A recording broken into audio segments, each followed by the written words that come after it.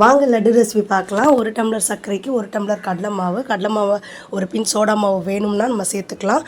கலந்து கரைச்சி வச்சுக்கணும்.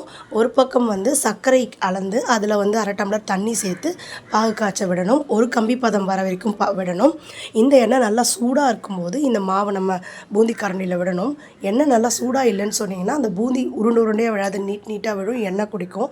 இதே சமயம் ஃபஸ்ட்டு டைம் ஊற்றிட்டு செகண்ட் டைம் ஊற்றும் போது அந்த கரண்டி பின்னாடி இருக்க மாவு ஒவ்வொரு டைமும் நம்ம க்ளீனாக வழித்து விட்டுட்டு தான் நெக்ஸ்ட் டைம் ஊற்றணும். அப்போ தான் அந்த பூந்தி நல்லா உருண்டையாக வரும்.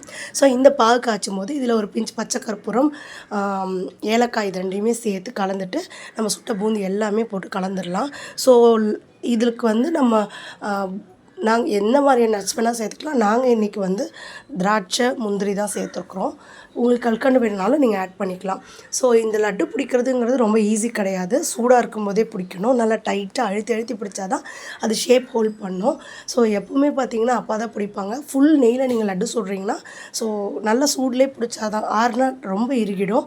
ஸோ இந்த லட்டு ரொம்பவே ஈஸியாக இருக்குதுன்னு சொன்னாங்க. அப்பா பிடிக்கிறதுக்கு ரொம்ப ஈவனாக அழகாக பிடிச்சி கொடுத்துட்டாங்க. பாருங்கள் உண்டா எவ்வளோ க்ளீனாக இருக்குன்னு. நிஜமாக லட்டு டேஸ்ட் அவ்வளோ நல்லா இருந்தது.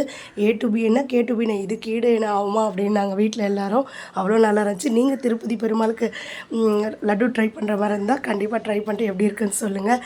பாய் பாய் மக்களே.